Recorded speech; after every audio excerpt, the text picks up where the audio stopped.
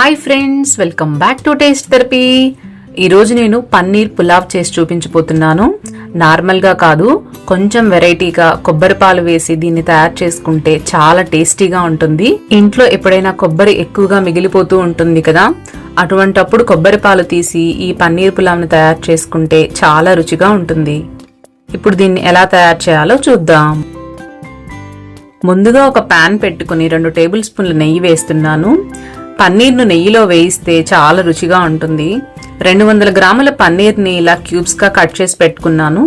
వీటిని ఇలా ఒక్కొక్కటిగా వేసి 2 వైపులా టర్న్ చేసుకుంటూ డార్క్ గోల్డెన్ కలర్ వచ్చే వరకు వేయించుకోవాలి. పన్నీర్ని మాడిపోకుండా 2 వైపులా టర్న్ చేసుకుంటూ ఉండాలి. పన్నీర్ ప్యాన్కి అంటుకుపోతూ ఉంటుంది కాబట్టి తిప్పుకుంటూ మాడిపోకుండా వేయించుకోవాలి. చూడండి, ఇవి బాగా వేగిపోయాయి. వీటిని ఇప్పుడు ఒక ప్లేట్లోకి తీసి పక్కన పెట్టుకుందాం.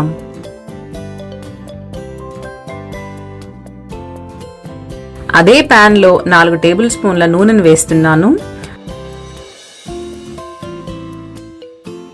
నూనె వేడయ్యాక 4 లవంగాలు, చిన్న దాల్చిన చెక్క, 2 ఇలాచి, జాపత్రి, బిర్యానీ ఆకు,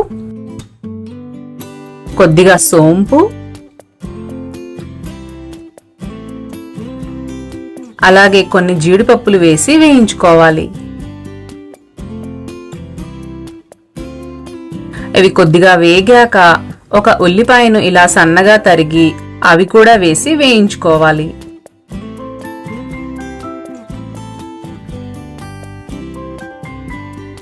ఇప్పుడు 4 పచ్చిమిర్చిని ఇలా పొడుగ్గా కట్ చేసి వేస్తున్నాను. వీటిని కూడా 1 నిమిషం పాటు వేపుకోవాలి.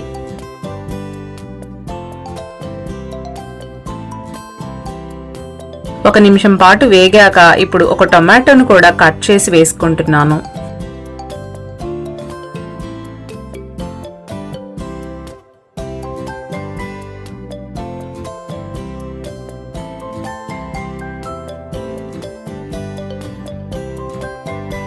టొమాటో కొంచెం మగ్గాక 1 టేబుల్ స్పూన్ అల్లం వెల్లుల్లి పేస్ట్,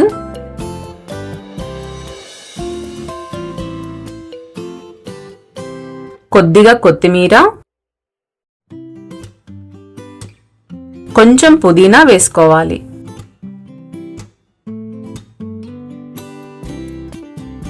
ఇవన్నీ బాగా వేగాక ముందుగా 1/2 కప్పు బఠానీని ఇలా ఉడకపెట్టి పెట్టుకున్నాను.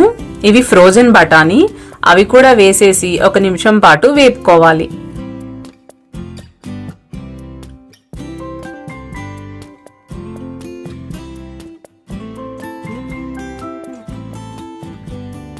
ఇప్పుడు ఇందులో 1 కప్పు కొబ్బరి పాలు పోస్తున్నాను.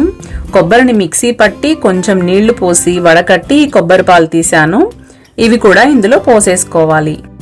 1 కప్పు బియ్యం కోసం పులావ్ చేస్తున్నాను కాబట్టి 1 కప్పు కొబ్బరి పాలు, 1 కప్పు నీళ్లు పోసాను.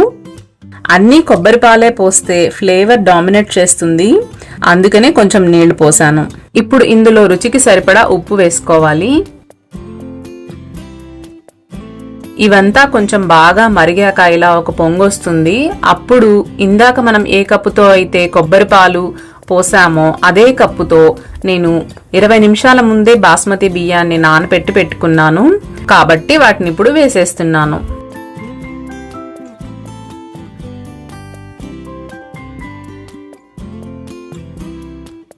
ఫైనల్ గా ఫ్రై చేసి పెట్టుకున్న పన్నీర్ను కూడా వేసి మూత పెట్టి 15 నిమిషాల పాటు సిమ్లో ఉడికించుకోవాలి.